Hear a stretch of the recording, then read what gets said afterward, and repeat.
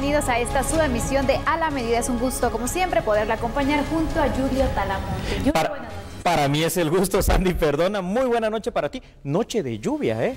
Ha estado muy intenso en el territorio nacional. Tome sus precauciones. Hay tránsito vehicular en varias rutas, así que por favor, con mucho cuidado. Así es. Y al agradecer, como decía bien Sandy Monroy, la sintonía que usted nos tiene, vamos a indicarle cuál va a ser la información que esta noche vamos a analizar. Así es, conozcamos los titulares. Bienvenidos. Guatemala es el socio más importante para Estados Unidos en la lucha contra el narcotráfico. Así lo dijo el presidente Jimmy Morales durante su discurso. Hemos sufrido una injerencia internacional, afirmó el presidente Jimmy Morales en la conferencia sobre prosperidad y seguridad en Centroamérica. Analizamos sus comentarios. Tendencias suicidas en Valdetti. El INASIF afirma que no hay un cuadro depresivo. Le sorprenderán las declaraciones de la ex vicepresidenta. Otro proceso contra Antonio Coro. El exalcalde de Santa Catarina Pinula y exintegrantes de la comuna serán investigados por un pago millonario. Podría volver a la lista negra. La Superintendencia de Bancos suena las alarmas tras la suspensión del acceso al secreto bancario. Destroza todo a su paso. El huracán Michael dejó comunidades devastadas tras impactar en Florida. Ahora sigue su curso como una peligrosa tormenta tropical.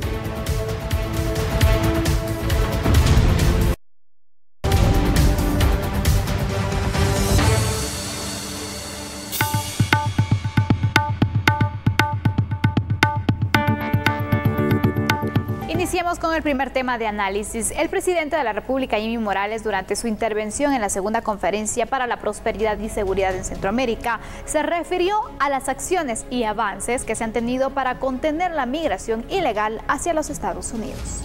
Uno de nuestros compromisos fue efectuar campañas de concientización para evitar la migración irregular de guatemaltecos que pusieran en riesgo su vida tratando de venir en búsqueda de oportunidades a Estados Unidos, y quiero agradecer el que se reconozca que precisamente primera dama, mi esposa, haya tomado ese liderazgo y haya estado haciendo muchas actividades junto con otras instituciones para poder generar esa conciencia en la población guatemalteca. Los otros dos temas tratados, o los tres temas tratados en esa reunión, tuvo que ver con migración, prosperidad y trabajo, con el narcotráfico y con la seguridad de fronteras.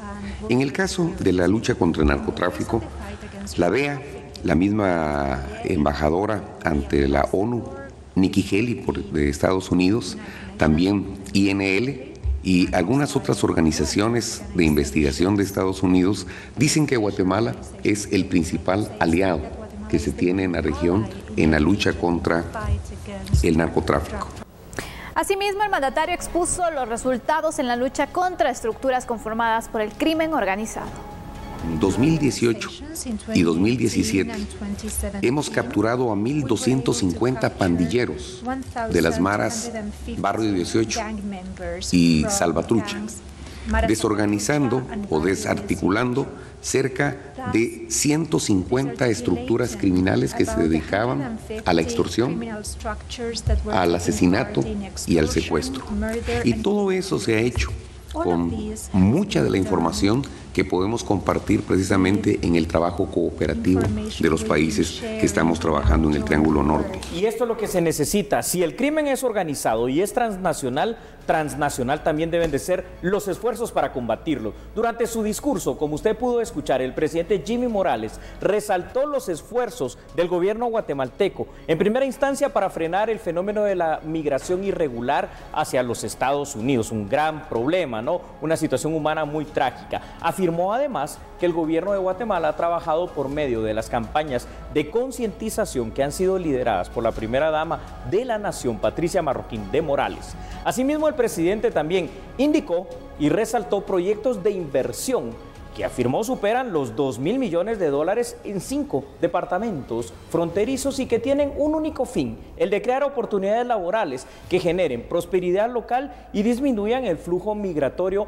de guatemaltecos. Tenemos que resaltar, creo yo, Sandy, en primera instancia, el hecho de lo positivo que es que las naciones, por ejemplo, como El Salvador, Honduras, Guatemala, México y la presencia de Estados Unidos estén queriendo coordinar acciones que van en varios sentidos, pero particularmente en dos que se vuelven unas grandes tragedias en el área centroamericana.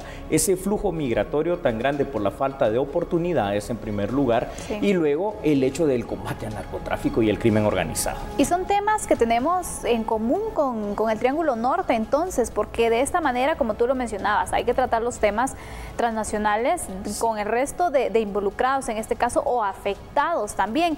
Y, por ejemplo, el tema del narcotráfico es una situación que en la región, pues bueno, está muy fuerte todavía.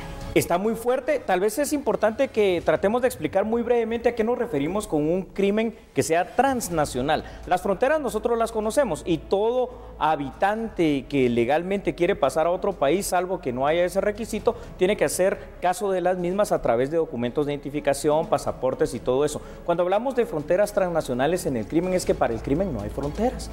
Que para el crimen pueden traspasar esas fronteras de una manera muy fácil. Por eso los esfuerzos de estas naciones es también importante, porque al final de cuentas, como tú bien lo dices, el Triángulo Norte de Centroamérica lamentablemente en los últimos años se ha vuelto una parte demasiado violenta dentro de esta área, pero también con voluntad política, con esfuerzos y coordinación, creo que podemos empezar a revertir esa situación. Pero lo primero ya está, que es la voluntad. Así es, y bueno, producto también de esta relación que se tiene con el Triángulo Norte de Centroamérica, hemos visto resultados positivos en el tema de operativos. Trata de personas, se han dado casos entonces, correcto, en los cuales operaban precisamente en la región, y de esta manera entonces se logra identificar a estas estructuras. Es demasiado importante lo que acabas de plantear, porque recordemos, y lo decías en esta y en la anterior pregunta, por ejemplo, cuando decías narcotráfico y trata de personas, todos los cárteles que estaban instalados en México han pasado a Guatemala fácilmente. Las estructuras de trata de personas tienen como paso obligado Guatemala, y eso nos obliga, para seguir haciendo un análisis que pueda usted también en casita tener más elementos, a mostrarle una tabla informativa que nos va a apoyar sobre todo en esto que tú has dicho de una manera tan contundente. Guatemala es el socio definitivamente más importante para Estados Unidos a nivel centroamericano en la lucha contra el narcotráfico. Recordemos los dos aspectos importantes de nuestro país, la posición sociopolítica y quiero decir geopolítica y geoestratégica, ya lo vamos a explicar posteriormente en el tema de seguridad.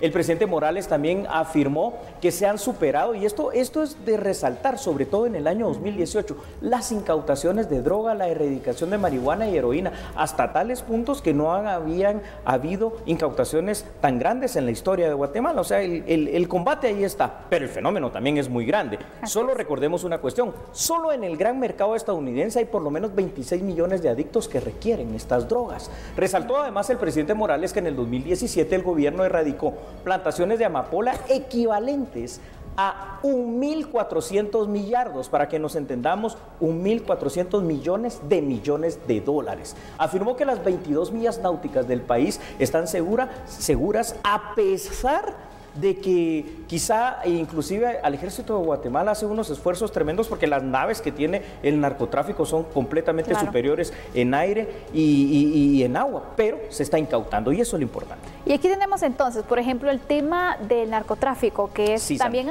hablemos las cosas, un tema que le interesa a Estados Unidos, porque sabemos entonces que si bien hay carteles en México que utilizan Guatemala, utilizan El Salvador, Honduras, y de esta forma entonces se da ese trazo para poder llegar al destino final, que es Estados Unidos. Es correcto, este es el tema de gran importancia. Los dos temas, migración y narcotráfico, son los temas relevantes para Estados Unidos. ¿Por qué? Porque ellos saben que son el gran mercado mundial, es decir, otros países consumen también droga, pero no en la magnitud que lo hace Estados Unidos. Es el gran destino. Y obviamente también para el continente americano, ese sueño americano de llegar a Estados Unidos hace que nuestros países, y particularmente Guatemala y México, ¿no?, que son las dos últimas fronteras sur de Estados Unidos, se vuelvan tan importantes. Me gustó algo también que se trató el día de hoy con la presencia inclusive del vicepresidente estadounidense Mike Pence, el tema de las pandillas.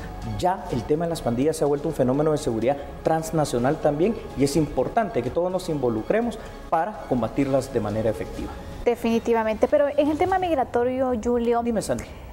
creo que es una prioridad también para los países del Triángulo Norte, porque obviamente somos afectados, muchos migrantes son de esta región, entonces, ¿qué se puede obtener por parte de Estados Unidos cuando las políticas de ellos pues van de una forma muy drástica y los afectados son ¿Te recuerda la cero tolerancia, por ejemplo? No, entonces a cambio lo que tenemos que hacer aprovechando esta coyuntura, ¿no? La coyuntura de la situación que se está dando en este instante, yo creo que tratar de pedir una vez más, y tal vez con bastantes posibilidades de lograrlo a cambio de toda esa colaboración que está haciendo también Guatemala para colaborar con Estados Unidos, un TPS, porque con más de 3 millones de origen guatemalteco en Estados Unidos, y mientras se logra erradicar de manera completa, que eso va a ser todavía a largo plazo y muy difícil, ese gran flujo migratorio, necesitamos que a nuestros migrantes se les proteja, se les cuide, sobre todo se les trate como lo que son seres humanos importantes, valiosos, trabajadores por demás. Exactamente, y que se tome en cuenta esa solicitud, porque si países como El Salvador, por ejemplo, han tenido, entonces ¿por qué Guatemala no puede tener esa oportunidad? Hay que aprovechar este momento coyuntural de excelentes relaciones con el país norteamericano, en el cual, pues, al final de cuentas, nos guste o no nos guste, es el máximo país que colabora en los temas de intercambio comercial. Es un país con una influencia total en el continente americano y en el mundo. ¿En donaciones también? Las donaciones, ¿verdad? También. Y pues de alguna manera yo creo que también esos problemas que a ellos les afectan, al final de cuentas terminan siendo problemas nuestros, porque son problemas que se originan acá, en nuestros territorios. ¿Cuál crees que puede ser el resultado final de esta segunda conferencia que se puede llevar a cabo? Yo creo que seguramente se van a replantear muchas cosas, Sandy, y fuera de las ayudas económicas, técnicas y tecnológicas que necesitamos también para el combate de este fenómeno del crimen transnacional, podemos empezar a mejorar primero los lazos de amistad, las relaciones diplomáticas y las mismas relaciones inclusive no solo diplomáticas, sino que también comerciales. Claro. Por donde lo veas, creo que va a ser muy positivo para Guatemala, pero es apenas el inicio y seguramente en otros programas de A la Medida habrá más que analizar en este tema. Por supuesto, hay que ver entonces las conclusiones de esta reunión y de esta manera también analizar. De esta manera nos vamos a una pausa, pero tenemos otros temas para darles a conocer. Entonces, todavía falta un tema pendiente dentro de esta segunda conferencia, Julio, pero al volver, ¿te parece si lo tratamos? Me parece que lo hagamos cuando regresemos de la pausa, porque somos A la Medida. Ya volvemos.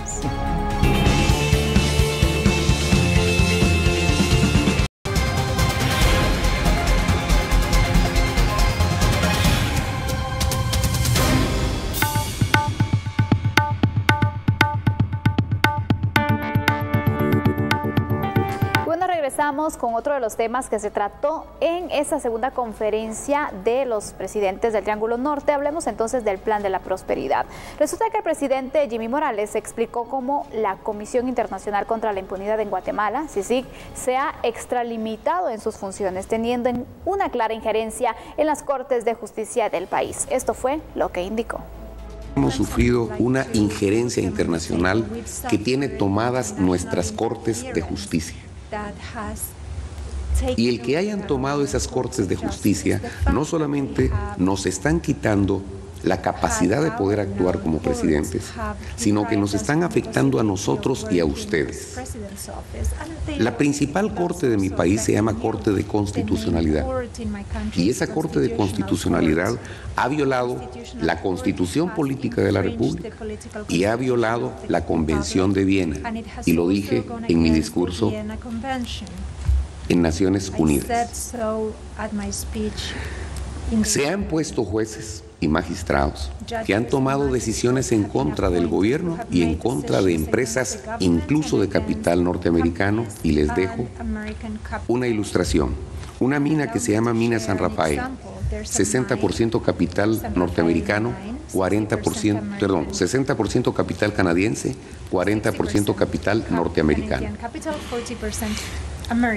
500 días sin poder trabajar, después de haber invertido $1,000 millones. Esta empresa ha perdido más del 35% del valor de sus acciones en la bolsa de acá de Estados Unidos. Y es porque ha habido una injerencia. Esa misma mina les puede dar a ustedes información, y se las ha dado a través de sus senadores, de cómo han dejado de contratar cerca de 2.500 personas, y ellos mismos ya tienen fotografías de gente que, habiendo tenido trabajo en esa mina, se ha tenido que venir a buscar trabajo a Estados Unidos. Hay una encuesta que de 2.500 personas, 75 que se quedaron sin empleo de esta mina ya están pensando venirse a Estados Unidos. Una pregunta: ¿quién ha estado interviniendo en nuestras cortes? Yo ya hice la observación hace un año y mes, y el señor Guterres, secretario de Naciones Unidas, no había hecho caso y no nos había oído de cómo una intervención de nuestras cortes a través de CICIG y de otros poderes internacionales pueden quebrar la economía de un país. Bueno, escuchó las declaraciones del presidente Jimmy Morales. El presidente Morales afirmó que Guatemala sufre entonces una injerencia de carácter internacional, como él la definió, que tiene tomada las Cortes de Justicia, refiriéndose particularmente a la Corte de Constitucionalidad. Aseguró sobre esa base que la justicia y las cortes le están quitando la capacidad que tiene como presidente del Ejecutivo de poder actuar, de poder hacer sus políticas gubernamentales, y que también está afectando esa misma injerencia el relacionamiento con Estados Unidos.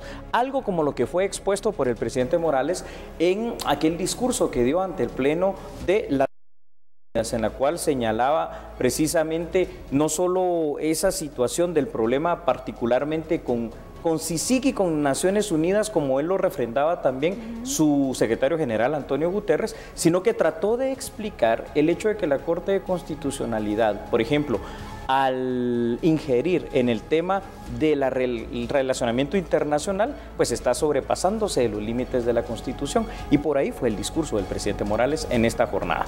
Y por ejemplo el tema de exponer estas situaciones ante el Triángulo Norte, ante Estados Unidos, México, ¿cómo puede de esta forma cambiar de alguna manera lo que está sucediendo? Yo creo que lo que está haciendo el presidente Morales es primero ratificar lo que ya había explicado, y sobre todo con el mayor cooperante que tenemos, que también, por cierto, y esto hay que recordarlo, es el mayor cooperante de la Comisión Internacional contra la Impunidad.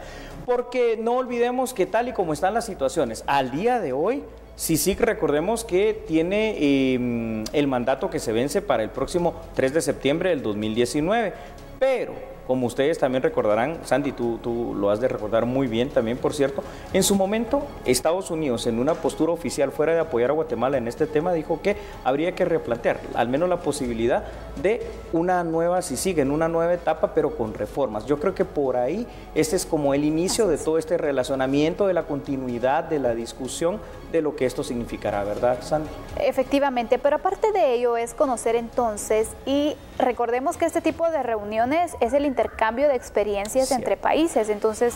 Eso de verdad, mira, te agradezco lo que has dicho. ¿Sabes por qué? Recuerda que Honduras ha estado pidiendo una instancia similar a la CICIG, ¿no? Para que funcione en Honduras. No se ha podido por el momento. Recordemos que CICIG es un ente muy particular, completamente sui generis. El único país que ha tenido una institución, una instancia internacional como esta ha sido Guatemala. Entonces, creo que independientemente que los hondureños al final de cuentas cuenten con una instancia similar a CICIG, este intercambio de experiencias les servirá para no replicar algunas cosas que no han estado bien, y por supuesto poder tomar también ejemplo de lo bueno. Como siempre decimos, ¿verdad? Luces y sombras, porque nada es absolutamente malo, pero ahí han habido muchas cosas que desviaron el quehacer de CICIG en su momento. Así es, Julio. Creo que tenemos otros datos para poder ampliar este análisis. ¿Te parece si los vemos? Me parece, Sandy, claro que sí. Te agradezco mucho. Esta segunda conferencia sobre prosperidad y seguridad en Centroamérica, el presidente Jimmy Morales aprovechó también para hablar de un ejemplo concreto. El caso de la mina San Rafael, refiriéndose a la tardanza en cuanto a tiempo de resolver de la Corte de Constitucionalidad, lo cual significó un parón en la economía, mucha gente que se quedó sin empleo y bueno, ahora les dice, bueno, hagan una consulta comunitaria y continúen funcionando, en contraposición de otros temas que los conoció inmediatamente, ¿verdad? Como en su momento la declaración de non grato de Iván Velázquez. Afirmó que han pasado alrededor de 500 días sin poder trabajar los trabajadores de esta mina San Rafael, después de que se han invertido ya 1.000 millones, lo cual también frena el desarrollo, el trabajo, las oportunidades y obviamente obliga a la gente entonces a irse a buscar nuevas oportunidades de trabajo, quizá a Estados Unidos. Aseguró que muchos trabajadores por esa razón han migrado a Estados Unidos y ahí es donde se circunscribió la injerencia de las Cortes para afectarnos en ese tema económico y de migración específicamente, Sandy. Qué interesante el análisis y también Gracias. es bueno poder entonces sacar todos esos temas porque fue varios minutos los que estuvo en la intervención del presidente de la República y estos fueron los temas relevantes en la segunda conferencia. Pero también hay que mencionar, Julio, sí, y para pasar a otras noticias, por favor. ¿te parece? Otras noticias que surgieron durante esta conferencia de prosperidad y también el tema económico, recordemos, y seguridad en Centroamérica. Resulta que en esta conferencia el vicepresidente de los Estados Unidos, Mike Pence, se refirió a esos temas de coyuntura que están afectando la región. Aquí le presentamos entonces estas declaraciones. El presidente Trump ha estado trabajando en que nuestra nación sea mejor. Y en sus palabras, él quiere que la migración sea algo que nos una y es por eso que estamos aquí. Los Estados Unidos estarán más unidos y comprometidos con las otras naciones para ayudarlos a ustedes a enfrentar los problemas que tienen. Estamos aquí en el espíritu de luchar contra el narcotráfico y la violencia, ya que es un problema que está afectando a nuestros vecinos y a nosotros también. Aquí en los Estados Unidos tenemos problemas y enfrentamos problemas en drogas, en pandillas. Tenemos conocimiento de personas de El Salvador que han dejado sus hogares y que han venido aquí a los Estados Unidos viniendo de manera ilegal para mejorar sus vidas. Y estos números están creciendo. El número de personas de El Salvador que han venido aquí a los Estados Unidos es aproximadamente 61%, que ha aumentado. El número de guatemaltecos es de 75% y estamos agradecidos por las acciones que ellos han tomado. Al presidente Morales, el gobierno de Estados Unidos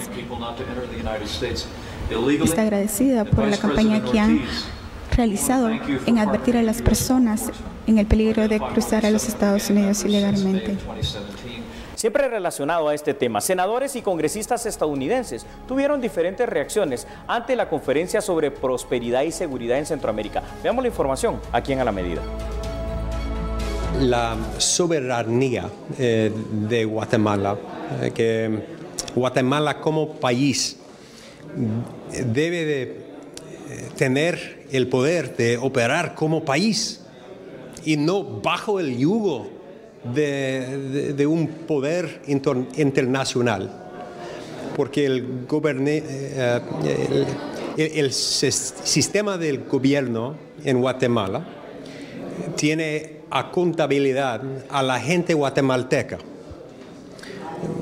Organizaciones internacionales no tienen esta misma contabilidad a su gente.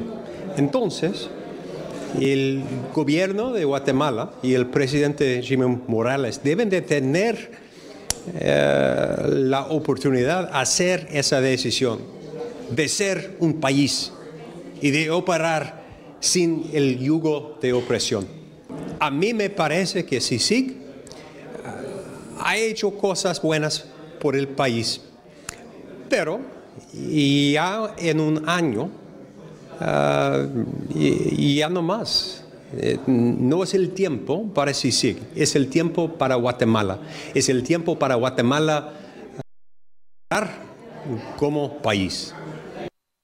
Norma Torres, miembro de la Cámara de Representantes de los Estados Unidos por California, escribió en la red social Twitter que la Conferencia de Centroamérica es una oportunidad para volver a encarrilar la política entre Estados Unidos y Centroamérica. El vicepresidente Mike Pence y el secretario de Estado deben reafirmar el compromiso de Estados Unidos con la lucha contra la corrupción, incluyendo el apoyo para la CICIG y la misión de apoyo contra la corrupción y la impunidad en Honduras. El senador por Oklahoma, James Langford, también reaccionó ante la conferencia. So I've met with President Morales over the course of the last almost 3 years, and I've seen him grow as he understands more and more his leadership, his responsibility, his passion for Guatemala. Guatemala has been exceptionally important in trying to interdict drugs that are moving from South America up towards the United States. So that partnership to be able to stop drugs and the flow of corruption from South America coming north is extremely important to us in that partnership. So I have some disappointment in CICIG and what they were supposed to do at the beginning. Their original mandate was to be able to help Guatemala establish a stronger system so Guatemala can take care of its own legal issues and deal with corruption on its own. Instead, CICIG continues to be able to push to gain more and more power so that they will then impose that in Guatemala. I wish that CICIG would have kept its original mandate to be able to help the people of Guatemala establish a stronger system rather than to create a second system functioning in Guatemala. Seguridad y productividad económica en Centroamérica. Ese es el tema de la reunión de los jefes de Estado del Triángulo Norte que se desarrolla en Washington con autoridades de Estados Unidos, por lo que el vicepresidente de la República, Jafet Cabrera, se pronunció respecto a la participación del mandatario Morales. El vicepresidente Jafet Cabrera se pronunció a la reunión de jefes de Estado del Triángulo Norte en la que el presidente Jimmy Morales participa en Washington, en donde los temas de seguridad y la mejora en la actividad económica del país, pero también los temas de migración, serán los abordados. Mejorar las condiciones económicas del país. Esperamos que en el Triángulo Norte que se está planteando de Honduras, Salvador y Guatemala, podamos establecer reglas claras en el proceso migratorio, que es lo que los Estados Unidos está buscando también, ¿verdad? ¿Reglas claras como cuáles? De evitar que la migración se vaya, entonces este es parte de este proceso, buscar oportunidades de empleo, tener una buena registro en las fronteras para que la gente no pase indocumentada. ¿Reforzar las fronteras también es parte? Sí, estamos reforzando todos los puntos ciegos que existen, que son múltiples, ¿verdad? Que es difícil también para los países, pero en esa lucha estamos. Sandy, ¿sabías que Roxana Valdetti puede tener tendencias suicidas? Este tema lo vamos a analizar cuando regresemos de la pausa. Continúe con nosotros.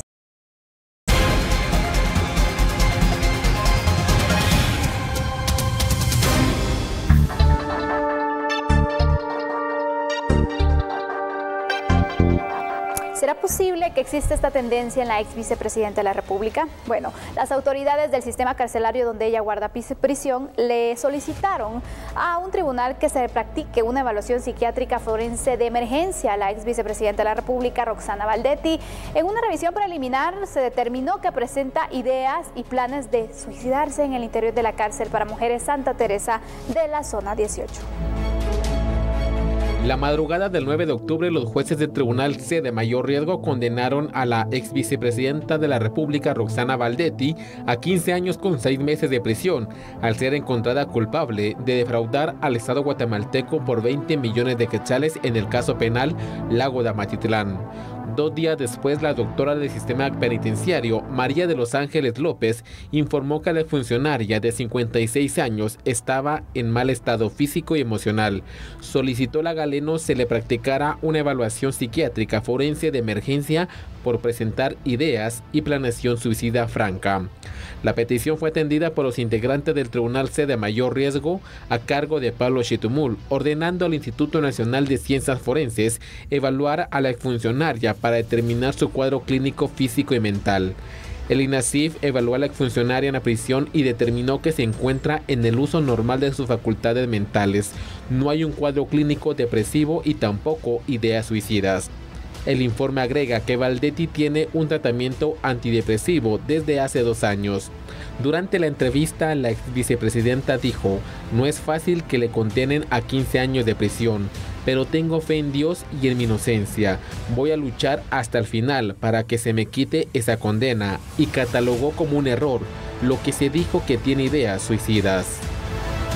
A ver, una situación que presenta dos aristas muy importantes para analizar. En primer lugar, la evaluación de la psicóloga del Centro de Atención Preventiva para Mujeres, Santa Teresa, indicó que Baldetti puede llegar a tener tendencias suicidas. Sin embargo, posteriormente y durante una evaluación realizada por el Instituto Nacional de Ciencias Forenses, INACIF, Baldetti afirmó de sus propias palabras, como consta en el informe del INACIF: me enteré de lo que están diciendo, pero no hay nada de eso. Es un error. ¿Cómo surgió? No lo sé. También afirmó Baldetti: estoy emocionalmente afectada, pero creo que es normal. No se me podría pedir que no. Conozco la depresión porque la he vivido 2 veces en serio. Al preguntarle sobre sus síntomas, respondió, como consta en el informe de INACIF: lloro porque estoy pasando por un duelo, pero creo que es normal. Ayer estuve de bajón porque de plano era el día siguiente, pero hoy estuve mejor. Indicó además: lo que sí me da cólera es que digan que me quiero matar. ¿A quién se le ocurre? No hay nada de eso. Estas palabras textuales de Baldetti son las que constan en el informe forense que hizo el INACIF. Sin embargo, voy a compartir contigo, Sandy, con los televidentes precisamente de acá de La Medida, el análisis de la noticia, un dato que poco sabemos. ¿Por qué el sistema penitenciario pensó en esto de las tendencias suicidas? ¿Qué sucedió? La noche de ayer, como ella tiene 2 custodias, mujeres que están todo el tiempo fuera cuidándola 24 horas, reportaron que ella estaba hablando sola, pasó toda la noche hablando sola, luz encendida, en voz alta, sin dormir. Se hizo el análisis y entonces psicóloga de lo que es el Centro de Detención Preventiva de Mujeres, Santa Teresa, dice: sí, hay un peligro de suicidio, y NACIF dice que no. ¿Qué hacemos? ¿A quién le creemos? La verdad que está complicado, Julio, pero imagínate, yo no me quiero poner en esa situación, porque obviamente estar encerrado tanto tiempo, a pesar de los señalamientos y todo, el encierro puede volver loca a una persona incluso. Eso es muy correcto. Yo creo que hasta cierto punto sería muy normal un cuadro depresivo en cualquier persona que ha estado privada de su libertad, que no puede desplazarse a donde quiere desplazarse y que sabe que va a pasar una buena cantidad de años todavía en ese sitio. Por supuesto que si esto se da, también es obligación al final de cuentas del Estado guatemalteco proporcionar la facilidad para que se le pueda tratar, porque ese es un derecho, ¿no?, que tienen todos los privados de libertad. La situación es que, como hay una contradicción entre los 2 exámenes, uno tendería a creer más el del INACIF. Pero y si la prueba científica. La prueba científica. Pero y si digamos, hacerle caso a ese examen del INACIF, después de verdad resulta una tragedia, ¿qué hacer? ¿No será mejor alguna evaluación externa por alguien tercero, ni del sistema penitenciario, ni del INACIF? Probablemente. Y aparte de eso, Julio, el ser humano es así. Cuando sabes que te están evaluando, obviamente tu comportamiento cambia. Quieres estar mejor. Porque obviamente, ¿quién va a poder aceptar entonces que está enfrentando por un cuadro como estos? En cambio, verlo en el momento fue diferente, que fue la alerta que se dio. Pero también considero que es oportuno, porque detalle más bueno. De esta manera también se pueden evitar situaciones trágicas, porque hay que decirlo, la muerte de una persona pues es una situación trágica. Ha muerto gente en la cárcel. Exactamente. Bastante, sí. Mira, qué detalle más interesante el que acabas de dar, porque tienes toda la razón y no me había percatado de ello, Sandy. Muy bueno. Es decir, el INACIF la vio un momentito, pero las guardias del sistema penitenciario que están ahí con ellas todo el día reportaron esta situación. Tal vez habría que hacerle caso a eso y ahondar y profundizar. Hay más información para que podamos hacer siempre el análisis de este tema. El INACIF, al final de cuentas, en el informe que presentó, concluyó lo siguiente: Baldetti se encuentra en el uso de sus facultades mentales. No hay elementos clínicos de un cuadro depresivo importante, ni tampoco evidencia de cualquier idea o planeación autolesiva. El rendimiento mostrado es propio de una persona mentalmente estable y con recursos personales para contender con su situación, ser resiliente, es decir, resistente, y dar respuestas asertivas. Tiene un tratamiento ya antidepresivo instalado hace años, el cual es prudente que continúe en este momento. Ojo, esto es muy importante. Dice el INACIF y lo hace constar que ya de años, me imagino los años de privación de libertad, que ya son más de 3, ya viene tratándose con antidepresivos. Quiere decir que un cuadro depresivo sí existe. Efectivamente. Y mira, Julio, cuando se dan los casos de los suicidios, es que este tema es muy serio, porque en ocasiones se han dado casos de no privados de libertad, pero personas que deciden quitarse la vida y los familiares nunca se enteraron que estaban pasando por una depresión. Eso es muy importante, aparte que cuando tienes cuadros depresivos cambia tu forma de comportarte en lo normal que te conocen, pero hay una situación también que casi nunca se hace caso, las alertas tempranas. Así es. Generalmente alguien que se va a suicidar da ciertas ideas, ya no quiero vivir, o más claro, me quiero matar, o esto ya no lo aguanto, no lo soporto. Y entonces estos cambios repentinos de conducta más el tratamiento que ya trae de antidepresivos, creo que sí nos indican que hay un problema ahí que no hay que minimizar y seguramente habrá que seguir tratando por una razón, no solo por un derecho humano como es el de la salud, sino que para evitar otra tragedia más. Recordemos además que Roxana Baldetti acaba de sufrir una sentencia por uno de los casos, pero hay por lo menos 3 casos más y una solicitud de extradición de Estados Unidos, entonces es bastante el camino por recorrer. Imagínate la primera sentencia que se da y que pues, se haya dado este resultado. Condenatoria, ¿verdad? Exactamente. Sí. Entonces, aquí también, Julio, te pregunto algo. Dime. Tú que has estado relacionado con el tema del sistema penitenciario, ¿a los reclusos, por ejemplo, se les da algún tipo de acompañamiento psicológico, algo para poder enfrentar también esta situación, el encierro, todo lo que viene y las consecuencias que se vienen al momento de estar privado de libertad? La pregunta no solo es pertinente, sino que es óptima. El sistema penitenciario hace los esfuerzos con lo que tiene.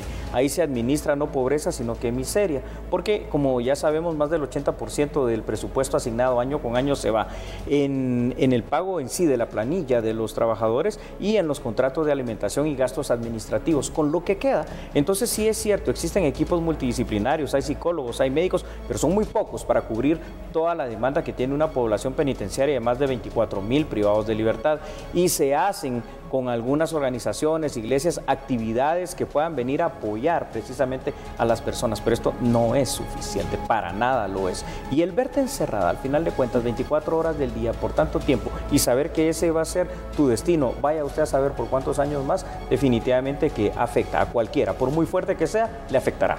Definitivamente. Vamos a ver entonces en qué concluye, porque obviamente le tiene que dar seguimiento. Algunos dicen, bueno, y que nuevamente hace el show, pero en realidad hay que ponernos a pensar. Se han dado casos, entonces la alerta se ha dado y qué bueno también que se tomó en cuenta.